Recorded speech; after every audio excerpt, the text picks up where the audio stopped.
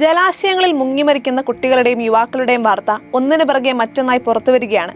പാലാ മീനച്ചിലാറ്റിൽ ഒഴുക്കിൽപ്പെട്ട് കാണാതായ 2 വിദ്യാർത്ഥികളുടെ മൃതദേഹം കണ്ടെത്തിയത് തിങ്കളാഴ്ചയാണ്. അന്ന് തന്നെ മാനന്തവാടിയിൽ ചെക്ക് ഡാമിൽ കുളിക്കാനിറങ്ങിയ 2 വിദ്യാർത്ഥികൾ മരിച്ചു. അതേ സമയത്ത് തന്നെ എറണാകുളം കാലടയിൽ കുളിക്കാനിറങ്ങിയ വിദ്യാർത്ഥികളിൽ ഒരാൾ മരിച്ചു. തൊട്ടു മുൻപുള്ള ദിവസങ്ങളിലും നിരവധി കുട്ടികളും വെള്ളത്തിൽ മുങ്ങിപ്പോയി. മഴയെത്തും മുൻപേ മരണമെത്തിയത് എല്ലാവരും അറിയേണ്ടതാണ്. കാലവർഷം തുടങ്ങുന്നതോടെ ജലാശയങ്ങൾ അതിന്റെ തണുത്ത കൈകൾ കൂടുതൽ കുട്ടികൾക്കായി നീട്ടും. സർക്കാരും സമൂഹവും മാതാപിതാക്കളും കുട്ടികളും ഒന്നിച്ചൊരു തടയണ കെട്ടിയാലേ ഈ മരണപ്രവാഹത്തെ തടയാനാകൂ. അത് സാധ്യമാണ്. പാലായിൽ മുങ്ങിമരിച്ചത് മീനച്ചിലാറ്റിലെ വിലങ്ങുപാറയിൽ കുളിക്കാനിറങ്ങിയ ബന്ധുക്കളായ വിദ്യാർത്ഥികളാണ്. മുൻപ് അതേ കടവിൽ കുളിച്ചിട്ടുണ്ടെങ്കിലും മുൻ ദിവസങ്ങളിൽ പെയ്ത ശക്തമായ മഴയിൽ വെള്ളം ഉയർന്നതും ഒഴുക്ക് വർദ്ധിച്ചതും കുട്ടികൾക്ക് തിരിച്ചറിയാനായില്ല. മാനന്തവാടിയിൽ തവിഞ്ഞാൽ സ്വദേശികളായ കുട്ടികളാണ് മുങ്ങിമരിച്ചത്. 5 അംഗ സംഘം വാളാട് പുലിക്കാട് ചെക്ക് ഡാമിൽ കുളിക്കുന്നതിനിടെ 2 പേർ മുങ്ങിപ്പോവുകയായിരുന്നു.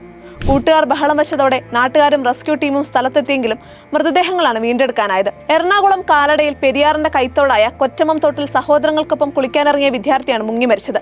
4 പേർ ഒഴുക്കിൽപ്പെട്ട് പെരിയാറിലേക്ക് പോയെങ്കിലും 3 പേരെ ബന്ധുക്കൾക്ക് രക്ഷിക്കാനായുള്ളൂ. കൊച്ചി പെരിയാറിൽ പാണംകുഴിക്കടുത്ത് പുഴമധ്യത്തിലെ തുരുത്തിൽ കാഴ്ച കാണാൻ കയറിയ യുവതി കാൽ വഴുതി വീണ് മരിച്ചത് ദിവസങ്ങൾക്ക് മുൻപാണ്. ഞായറാഴ്ചയാണ് ആലപ്പുഴ എടത്വയിൽ ബന്ധുവീട്ടിലെത്തിയ തൃശൂർ സ്വദേശിയായ യുവാവ് മങ്ങാട്ടുകടവിൽ കുളിക്കുന്നതിനിടെ കാൽ വഴുതി വീണ് മുങ്ങി മരിച്ചത്. ഒരാഴ്ചക്കിടെയാണ് ഇത്രയും മരണങ്ങൾ. അത്രയും വീടുകളിലെ ആളുകളുടെ ഭാവി ജീവിതം ഈ മരണങ്ങൾ ഓർത്ത് നിരന്തരം മുറിവേറ്റുകൊണ്ടിരിക്കും. പക്ഷേ ഈ നിത്യദുഃഖങ്ങൾ ഒഴിവാക്കാവുന്നതാണ്. നാഷണൽ ക്രൈം റെക്കോർഡ്സ് ബ്യൂറോയുടെ കണക്ക് പ്രകാരം ഇന്ത്യയിൽ പ്രതിവർഷം 60,000 മുതൽ 80,000 വരെ ആളുകൾ മുങ്ങിമരിക്കുന്നുണ്ട്. ദിവസം 82 മരണങ്ങൾ. ഏറ്റവും അധികം മുങ്ങിമരണങ്ങൾ സംഭവിക്കുന്ന സംസ്ഥാനങ്ങളിലൊന്ന് കേരളമാണ്. ദിവസം ശരാശരി 3 പേർ. വേനൽക്കാല മുങ്ങിമരണങ്ങളിൽ 75% കുട്ടികളുടേതാണ്. നമുക്ക് എന്ത് ചെയ്യാനാകും? പ്രധാനപ്പെട്ട 2 കാര്യങ്ങൾ നീന്തൽ അറിയുക, അറിഞ്ഞാലും ആപത്തുള്ള ജലാശയങ്ങളിൽ ഇറങ്ങാതിരിക്കുക എന്നിവയാണ്. കുട്ടനാട്ടിൽ നാട്ടുകാരുടെ മുങ്ങിമരണങ്ങൾ കുറവായത് അവിടുത്തെ കുട്ടികൾക്ക് നീന്തൽ അറിയാമെന്നതുകൊണ്ടാണ്.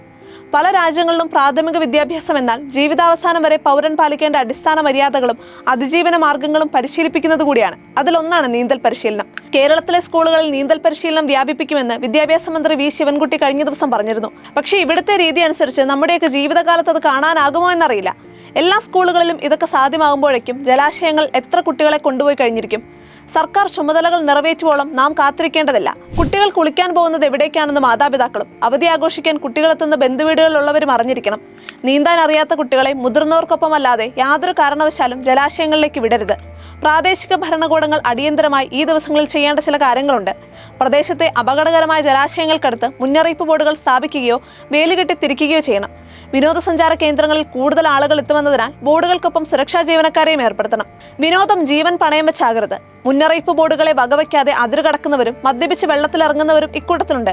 കേരള ഫയർ ആൻഡ് റെസ്ക്യൂ വകുപ്പിന്റെ മുന്നറിയിപ്പ് ഓരോ ജലാശയത്തിന്റെയും ഒഴുക്ക്, സ്വഭാവം, ആഴം, പരപ്പ് തുടങ്ങിയവ വ്യത്യാസപ്പെട്ടിരിക്കുമെന്നാണ്. ഇത് നീന്തൽ അറിയുന്ന ആളെയും രക്ഷപ്പെടുത്താൻ ഇറങ്ങുന്നവരെയും അപകടത്തിൽപ്പെടുത്തും. മുങ്ങിമരണങ്ങൾ നിമിഷങ്ങളുടെ സൃഷ്ടിയാണ്. പ്രിയപ്പെട്ടവർക്ക് പോലും പലപ്പോഴും കാഴ്ചക്കാരായി നിൽക്കാനേ കഴിയൂ. സ്വന്തം ജീവൻ സ്വന്തം ഉത്തരവാദിത്തമാണെന്ന് ഓർമ്മ വേണം. അമേരിക്കൻ ബാസ്കറ്റ്ബോൾ താരം ഗിൽബർട്ട് അരീനസിന്റെ ശ്രദ്ധേയമായൊരു നിരീക്ഷണമുണ്ട്. നമ്മൾ കരയിലും സ്രാവുകൾ വെള്ളത്തിലുമാണ് ജീവിക്കുന്നത്. നാം വെള്ളത്തിലിറങ്ങുമ്പോൾ സ്രാവ് ആക്രമിക്കുന്നത് അതിക്രമിച്ച് കടക്കുന്നതുകൊണ്ടാണ്. അത് സ്രാവിന്റെ ആക്രമണമല്ല. പുഴയോ തോടോ കുളമോ കടലോ ആകട്ടെ, അത് നമ്മുടെ ആവാസ കേന്ദ്രമല്ല. നമുക്ക് ശ്വസിക്കാനാവാത്ത ആ ലോകത്തേക്ക് നാം അതിക്രമിച്ച് കടക്കുന്നുണ്ടെങ്കിൽ മുൻകരുതൽ എടുത്തേ മതിയാകൂ.